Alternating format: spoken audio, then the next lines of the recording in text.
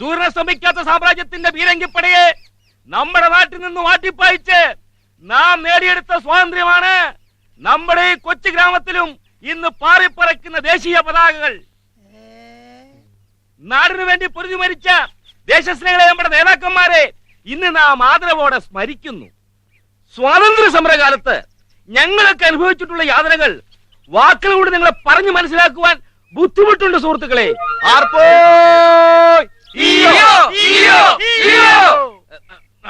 സന്തോഷം കൊണ്ടാ വാക്കിലദ്യം. സ്വാതന്ത്ര്യത്തിനല്ലയോ പേച്ച് നടക്കട്ടെ. ഓടെ ഞാൻ പറഞ്ഞു വരുന്നത്, ഞങ്ങളെ അറസ്റ്റ് ചെയ്ത് ഇവിടെ നേരെ കൊണ്ടുപോയത് കണ്ണൂർ സെൻട്രൽ ജയിലിലേക്കാണ്. എന്റെ ആർപ്പോ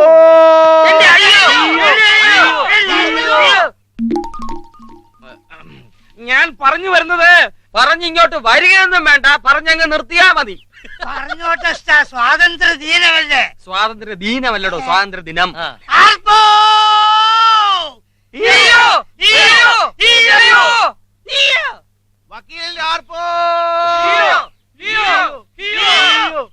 ചെന്ന് രണ്ടെണ്ണം പൊട്ടിച്ചാലോ? പൊട്ടിക്കാൻ എന്താ അവർ അമുട്ടുകുറ്റിയുള്ള? വെറുതെ വയ്യാത്ത പണിക്കൊന്നും പോകണ്ടോ. ഒന്ന് നിർത്തടാ ശൗരി.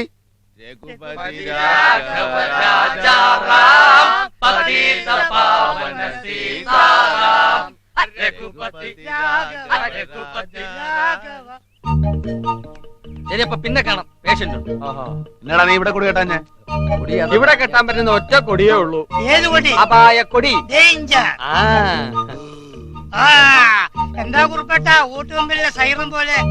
എന്റെ പൊന്നു ശോധന, വായു ഇളകിയിട്ട് ഇളകും, ഇളകും. വയറൊഴിയുമ്പം വായു ഇളകും. കുറുപ്പേട്ടാ, ആയിരപ്പറയിലോട്ട് ചെല്ല്. അവിടെ വക്കീലിന്റെ പ്രസംഗമുണ്ട്. ഏതിളക്കത്തിനും പറ്റിയ ഒറ്റമൂലിയാ. ഈ ശോധനന്റെ മരുന്നൊന്നും വാങ്ങിച്ച് കഴിക്കല്ലേ, ശോധന ഉണ്ടാവില്ല. ചത്താപ്പോലും കഴിക്കലേ ചേട്ടാ, മരിച്ചു പോവും. പിന്നെ ഞാൻ എന്നാ എടുക്കണം എന്റെ ശോധന? ഒന്നും എടുക്കണ്ട, തന്ന മരുന്നെല്ലാം കഴിച്ചല്ലോ. എന്നാ പിന്നെ വീട്ടിലോട്ട് ചെന്ന് വല്ലതുമൊക്കെ വയറ് നിറച്ച് വലിച്ചു വാരി തിന്ന് രാമനാമം ജപിച്ചോണ്ടിരുന്നാ മതി. എല്ലാം നേരെയാണ്. ബന്ധുക്കളെ കൂടി വിവരം അറിയിച്ചേ. ഇത് പൂട്ടിച്ച് അടങ്ങുമല്ലേ? ഓ, ഇതിനിപ്പോ തുറന്നു വെച്ചിട്ട് എന്നാ കിട്ടാനാ? എന്നാ പിന്നെ ചേട്ടൻ ചെന്നാട്ടെ. പറഞ്ഞ പോലെ നമ്മളിനി എങ്ങോട്ടാ? വായനശാലയിലോട്ട് പോണ്ട, അവിടെ നാടകക്കാര് താമസമാക്കി. ഇനി ഉറുമീസിന്റെ കൊട്ടയിലോട്ട് പോവാം.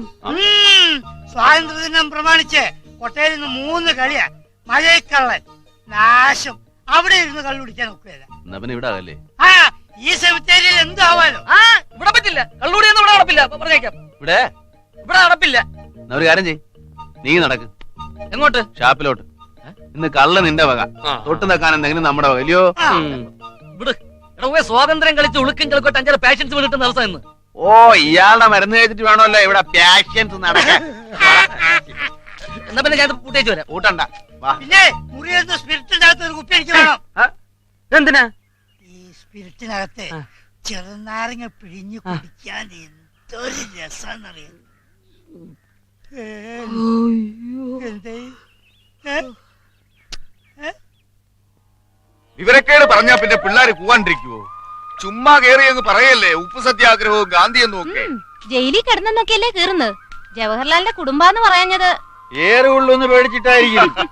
കാതർ ഉടുപ്പിട്ടാ പിന്നെ അവന്റെ ഒക്കെ വിചാരം നെഹ്റുവിന്റെയും ഗാന്ധിയുടെയും ഒക്കെ സ്വന്തക്കാരാണെന്നാ.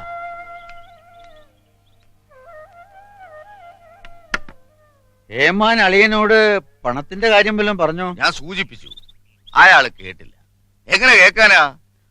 അക്കാര്യം പറയുമ്പോഴേ അയാള് ചാക്കോയുമായിട്ട് കാർഷിക രംഗത്ത് വരുത്തേണ്ട പരിവർത്തനത്തെ കുറിച്ച് സംസാരിക്കും. അതെന്നെ ഏമാനെ, രാസവളമാണോ? ഓ, രാസവളമോ? എന്റെ പാപ്പി, പരിവർത്തനം എന്ന് വെച്ചാ മാറ്റം. മാറ്റി നിർത്താൻ രണ്ടുപേരേ ഉള്ളൂ, അളിയും വക്കീലും മുഞ്ഞ ഒഴുങ്ങി ചാക്കോയും. വലിയ സഖ്യത്തില്ല രണ്ടുപേരും. നേരെ നിരട്ടിയ കെട്ടിപ്പിടി അട്ടഹാസവും ആ തിണ്ണയിൽ. അതെന്തിനാടോ? ബ്രാൻഡി അടിച്ചാ പിന്നെ ബോധവോ പൊക്കണോണ്ടോ ഏമാനെ? ആരോട് പറയാനാ? ആരോടും ഒന്നും പറയണ്ട. അവനവന് ആവശ്യമുള്ളതെങ്കിലും കൃഷി ചെയ്ത് നെല്ലിങ്ങ് മാറ്റിയിടണം.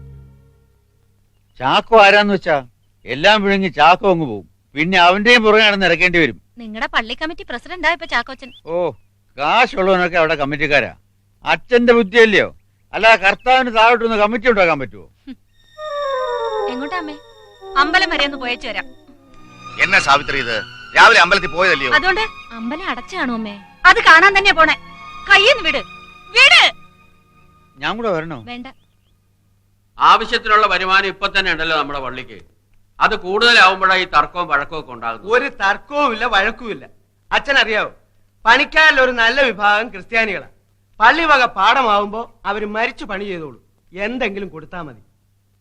അച്ഛനൊന്ന് മൂള്, പാടം പള്ളി വകയാക്കി എടുത്താ മതി, കൃഷിയെല്ലാം ഞാൻ ചെയ്യിച്ചോളാം. ചാക്കോച്ചൻ പറഞ്ഞുകൊണ്ട് വരുന്നത് പണം ഉണ്ടാക്കാനുള്ള ബുദ്ധിയാ. ആ, നാടിനെയും നാട്ടാരെയും വെട്ടിമുറിച്ച് കാശുണ്ടാക്കാനുള്ളതല്ല ദേവാലയങ്ങൾ. കർത്താവിന്റെ ഖജനാവിൽ സ്നേഹവും സമാധാനവും മതി. അത് ആവശ്യമുള്ളവർക്ക് എത്തിച്ചു കൊടുക്കുക എന്നുള്ളതാണ് ചാക്കോച്ചനെ പോലുള്ള ഒരു വിശ്വാസി ചെയ്യേണ്ട കടമ. ഓ, അത് അച്ഛനങ്ങ് നേരിട്ട് ചെയ്തോണ്ടാ മതി. ഇനി ഞാൻ ഈ കാര്യം അച്ഛനോട് പറയത്തില്ല. എന്നോടൊന്നല്ല, ആരോടും. പൂളന്റെ കുഞ്ഞുങ്ങളാണോടാ നീയൊക്കെ? നിന്നോടാ ചോദിച്ചത്. എന്നാ പൂളന്റെ കുഞ്ഞുങ്ങളാണോ നീയൊക്കെ എന്ന്? എന്നോട് മാത്രമാണെങ്കിൽ അത് അപ്പം തന്നെ അങ്ങ് തീരുമാനിച്ചാ പോരായോ? നിഷേധി. ഞാൻ ഈ കണക്കൊന്ന് കൂട്ടിക്കോട്ടപ്പാ. എല്ലാത്തിനും തൊഴിച്ച് ഞാനുണ്ടല്ലോ. അയ്യോ, എന്നെ എന്നത്തിനാപ്പാ തൊഴിക്കുന്നേ? അച്ഛനല്ലയോ കൂവിയെ? പിന്നെ നാട്ടുകാരെ തൊഴിക്കാൻ പറ്റുമോ മോളെ നമ്മുടെ അപ്പന്? കാല് തല്ലി കുടിക്കത്തില്ലയോ? ഇക്കണ്ട കാര്യത്തിൽ ഇന്നേ വരെ ഒരുത്തിനും ചീ പോകുന്നൊരു വർത്തമാനം ഈ പാപ്പിയുടെ നേർക്ക് നോക്കി പറഞ്ഞിട്ടില്ല. ഓച്ചീന്നേ പറഞ്ഞിട്ടുള്ളൂ.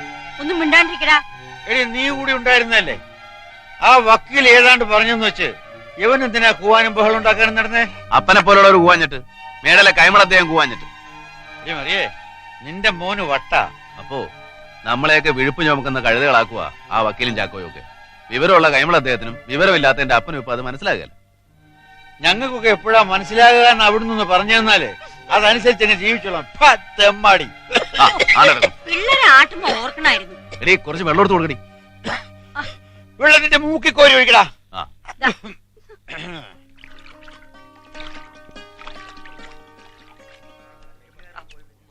പന്നി പെറ്റുകൂട്ടുന്ന മാതിരി യുവമാരുടെ എണ്ണം അങ്ങ് കൂടുകയാണല്ലേ മോനെ. ചാക്കോയുടെ കൃഷിക്ക് കൊണ്ടുവന്നതാണോ പാപ്പി പൂമാരെ? പാടത്തെ കൃഷിക്കല്ല, നാട്ടുകാരെ കൃഷി ചെയ്യാൻ. പാപ്പി എന്ത് കളിയാ താൻ കളിക്കുന്നത്? അവരോട്ടല്ല വെട്ടേണ്ടത്.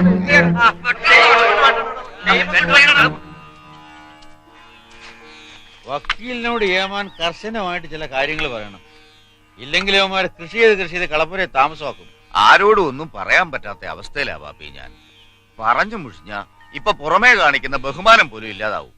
വള്ളം മുങ്ങി തോഴ പോയി വള്ളം മുങ്ങി തോഴ പോയി വള്ളം മുങ്ങി തോഴ പോയി തല്ലുകൊണ്ട് പല്ലു പോയി ഇനി എന്നെ ചതിക്കല്ലേ കുറുമ്പക്കള്ളേ. പൊക്കത്തിലുള്ളവൻ താഴത്തുള്ളവന്റെ കാര്യം കൂടെ നോക്കണം. വെള്ളം മുറിച്ചു വിടുന്നതിന് മുമ്പ് താഴ്ചക്കണ്ടക്കാരനോട് ആലോചിക്കണം. മുറിച്ചുവിടുന്ന വെള്ളം താഴ്ചക്കണ്ടത്തിൽ കെട്ടിക്കിടക്കാതിരിക്കാൻ ഒന്നിച്ച് ദേവിക്കളണം. അതാ അതിന്റെ ശരി. അപ്പോ ഇന്ന് എത്ര പേരെ തൂക്കാം ഇത് ചെയ്യാൻ? ഒരു പഴഞ്ചൻ കോടതിയും പഞ്ചറായ ജഡ്ജി. ഓടാ കുരുത്തം കിട്ടവനെ. വക്കീലിന്റെ പ്രസംഗം ഇല്ലയോ, 5-6 ആള് കൂടുമായിരുന്നു. പ്രസംഗം എപ്പോഴാ പാപ്പിച്ചേട്ടാ? ഞങ്ങൾ നിക്കണ പോണ അല്ല നടക്കോ? പോയിടാ പോക്കിരികളെ. സായിപ്പന്മാരുടെ കയ്യിൽ നിന്നും ഞങ്ങൾ ഇഞ്ചിഞ്ചായിട്ടാണ് സ്വാതന്ത്ര്യം പിടിച്ചെടുത്തത്. ആദ്യത്തെ ഇഞ്ചിന് പീരങ്കി, രണ്ടാമത്തെ ഇഞ്ചിന് ബോംബ്, വീണ്ടും പീരങ്കി, വീണ്ടും ബോംബ്, അങ്ങനെ ഇഞ്ചിഞ്ചായിട്ട് അടിവെച്ച് ഇങ്ങനെ അളന്നു പറയാനേ കയ്യിലും കൊണ്ടാണോ യവന്മാർ സ്വാതന്ത്ര്യം വായിക്കാൻ പോയത്?